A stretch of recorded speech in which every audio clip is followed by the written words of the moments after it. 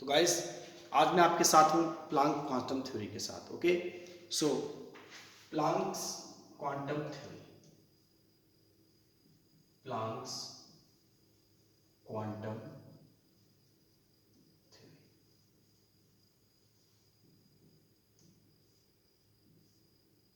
Planck's quantum theory. बेटे Planck's ने क्या बोला? प्लांक्स ने बोला atoms and molecules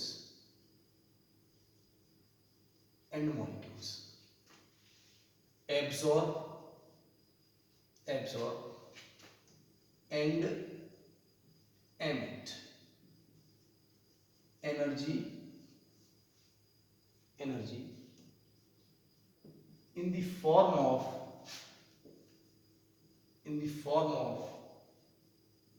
quanta, packets of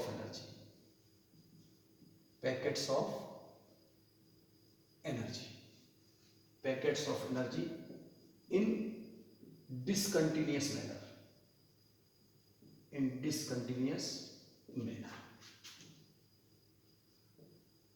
बेटे किसी भी एटम मॉलिक्यूल के द्वारा जो एनर्जी को एब्जॉर्ब करा जाता है, एमिट करा जाता है, या फिर साथ में ही आप ये समझ सकते हैं कि कोई भी ब्लैक बॉडी जो एनर्जी को एमिट या एब्जॉर्ब करती है, वो बेटे छोटे छोटे पैकेट्स ऑफ एनर्जी के फॉर्म में क्या करती है?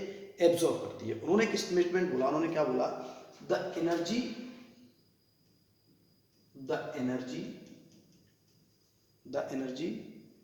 Of a quantum of radiation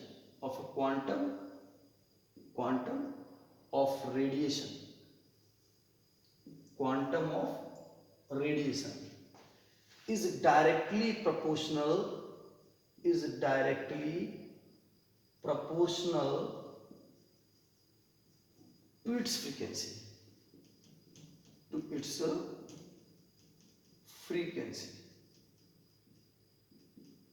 बच्चों बात समझने वाली क्या है कि जो एनर्जी एमिट करी जा रही है या एब्सॉर्ब करी जा रही है ना, क्वांटम क्या है? क्वांटम बेटे पैकेट है एनर्जी का, है ना, और उसके द्वारा जो एनर्जी एमिट करी जाएगी या एब्सॉर्ब करी जाएगी, क्लियर है ना, वो डायरेक्टली बेटा शांतनु किसके प्रोपोर्शनल होगी?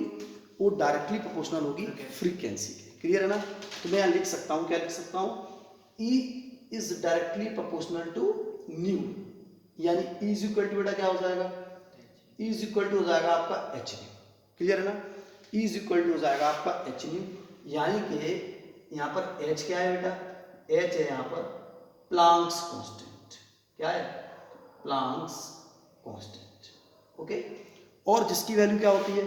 जिसकी वैल्यू होती है 6.63 into 10 to the power minus 34 joule second, है ना। और साथ में न्यू बेटा यहाँ पर क्या है? न्यू यहाँ पर फ्रीक्वेंसी है, ठीक है।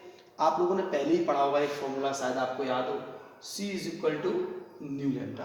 तो बेटे हम लोग क्या लिख सकते हैं? यहाँ लिख सकते हैं E is equal to HC upon lambda, very important formula. Okay, C यहाँ पर क्या है? वेलोसिटी ऑफ लाइट, और जिसकी वैल्यू बेटा फिक्स होती है 3 into 10 to the power 8 metre per second, 3 into 10 to the power 8 metre per second, clear है ना। अब सुनिए ध्यान से। अब बेटा ये तो पहला स्टेटमेंट हो गया, energy of a quantum of radiation is directly proportional to its frequency. दूसरी बात सुनिए, दूसरी बात बेटा इनकी क्या है? इन्होंने बोला एनर्जी इज क्वांटाइज्ड का मतलब क्या होता है कि जब ये निकलेगी या एमिट होगी तो एच न्यू के फॉर्म में ही होगी। Energy is quantized, so it is always in the form of or integral multiple of बड़ा किसके बता बेटा? एच न्यू, है ना, किसके एच न्यू के इंटीग्रल मल्टीपल होगी। तो अगर हम मान लें, लेट अस कंसीडर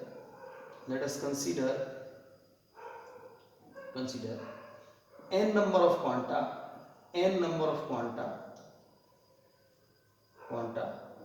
absorbed और एमिट्स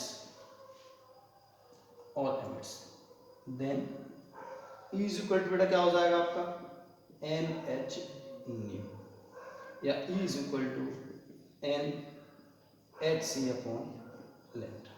इज इट क्लियर और नॉट? ये बात आपको समझ में आई या नहीं आई? बताइए, कोई डाउट उसमें? तो ये बात आपको पूरी क्लियर हो गई। यही कहा था प्लांक ने कहा कि जब भी कोई एक बॉडी के द्वारा एनर्जी को एमिट या एब्जॉर्ब किया जाता है तो बेटा वो किसके फॉर्म में होती है? जल्दी बोलो। तो बेटा वो होती है किसके फॉर्म में? बताइए। तो बेटा वो होती है क्वांटा के फॉर्म में।